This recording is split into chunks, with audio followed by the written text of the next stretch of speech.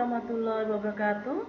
Jumpa lagi dengan Ibu dalam pembelajaran administrasi pajak untuk siswa SMK kelas 11. Dalam pertemuan kali ini, kita akan belajar tentang surat pemberitahuan atau yang sering disingkat dengan SPT. Kompetensi dasar yang akan dicapai dalam pembelajaran ini diantaranya KD 3.4 memahami bentuk-bentuk surat pemberitahuan. KD 4.4 mengelompokkan bentuk-bentuk surat pemberitahuan. Sedangkan tujuan pembelajaran yang ingin dicapai adalah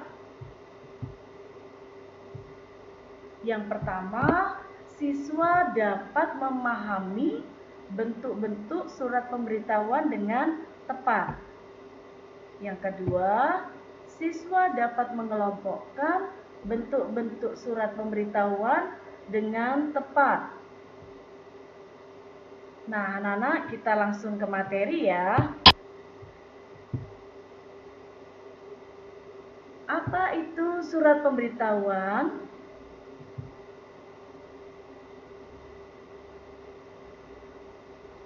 Surat pemberitahuan merupakan laporan pajak yang disampaikan oleh wajib pajak, baik wajib pajak orang pribadi maupun wajib pajak badan, kepada pemerintah Indonesia melalui Direktorat Jenderal Pajak.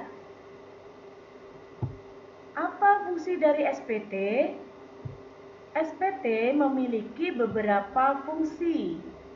Di antaranya yang pertama, melaporkan pelunasan atau pembayaran pajak yang sudah dilakukan baik secara personal maupun melalui pemotongan penghasilan dari perusahaan dalam jangka waktu 1 tahun.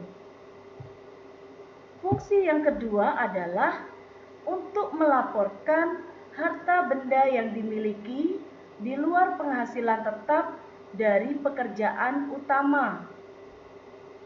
Fungsi yang ketiga, untuk melaporkan penghasilan lainnya yang termasuk ke dalam kategori objek pajak maupun bukan objek pajak.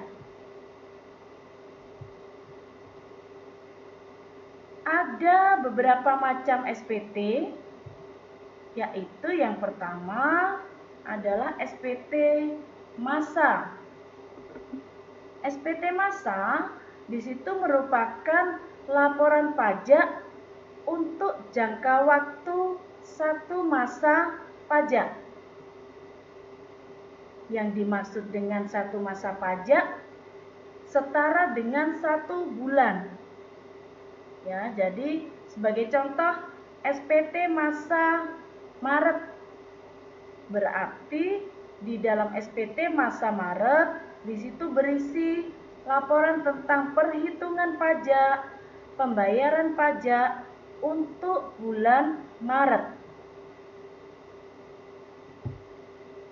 Yang kedua adalah SPT tahunan.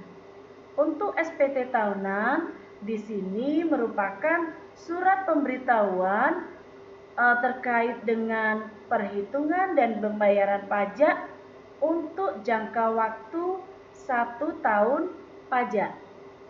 1 tahun pajak itu dimulai dari 1 Januari sampai dengan 31 Desember pada tahun yang sama.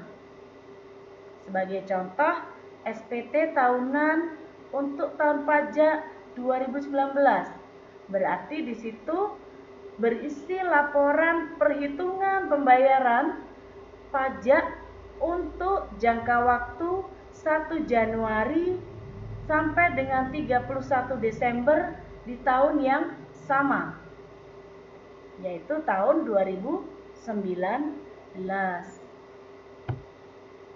Nah, ini merupakan contoh form SPT.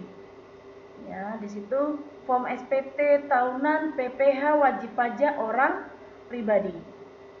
Nah, nanti untuk form SPT akan disesuaikan dengan wajib pajaknya. Apakah dia orang pribadi ataukah badan. Kemudian jangka waktunya. Apakah untuk masa pajak tertentu ataukah untuk tahun pajak tertentu.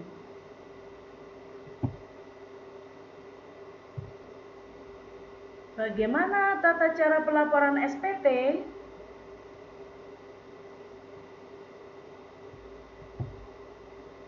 Yang pertama, wajib pajak mengambil atau mendownload form SPT. Di mana? Di website pajak, yaitu di www.pajak.go.id. Kalau sekarang sudah ada yang namanya SPT online. Jadi di situ wajib pajaknya bisa langsung mengakses dan melaporkan. Nah, nanti untuk bukti bahwa sudah menyetorkan laporan akan mendapatkan via email ya, via email wajib pajak tersebut yang sudah didaftarkan ke online pajak. Nah, untuk yang langkah berikutnya setelah mendownload form SPT, yaitu mengisi SPT dengan lengkap dan benar. Jadi pastikan bahwa identitas, informasi-informasi yang disampaikan di dalam form SPT itu sudah lengkap dan benar. Jika perlu ada bukti yang perlu dilampirkan, maka dilampirkan. Setelah form SPT terisi dengan lengkap dan benar, maka langkah terakhir wajib pajak tadi menyampaikan SPT ke kantor pelayanan pajak.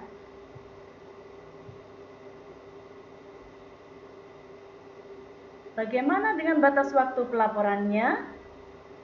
Batas waktu pelaporan SPT di sini untuk yang SPT masa itu batas waktu pelaporannya adalah 20 hari setelah berakhirnya masa pajak.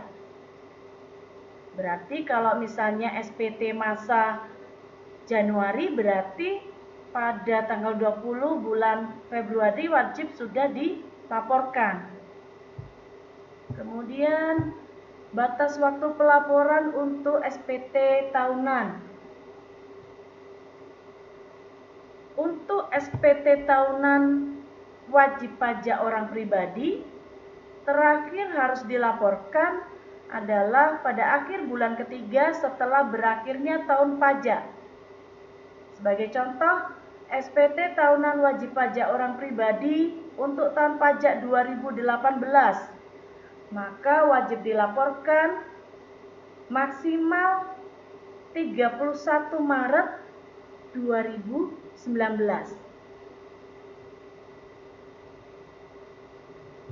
SPT tahunan untuk wajib pajak badan. Nah, SPT tahunan untuk wajib pajak badan, di situ wajib dilaporkan maksimal akhir bulan keempat setelah berakhirnya tahun pajak. Jadi kalau misalnya contohnya SPT tahunan untuk wajib pajak badan tahun pajak 2018, maka SPT tahunan tersebut wajib dilaporkan maksimal tanggal 30 April tahun 2020.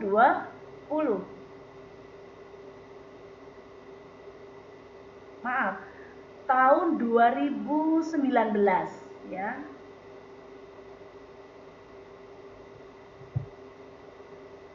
Ada sanksi atau denda apa tidak ya jika tidak melaporkan SPT tepat waktu? Tentu saja, jika wajib pajak tidak melaporkan SPT tepat waktu, akan ada sanksi atau denda yang akan dikenakan pada wajib pajak tersebut.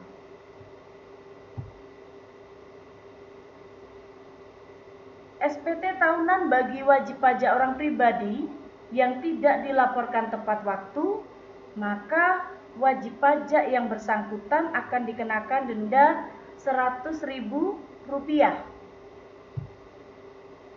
SPT tahunan bagi pengusaha kena pajak yang tidak dilaporkan tepat waktu, maka akan dikenakan denda Rp1.000.000. Untuk SPT masa PPN, jika tidak dilaporkan tepat waktu, maka akan dikenai denda Rp500.000. Dan untuk SPT masa lainnya, jika tidak dilaporkan tepat waktu, akan dikenakan denda Rp100.000.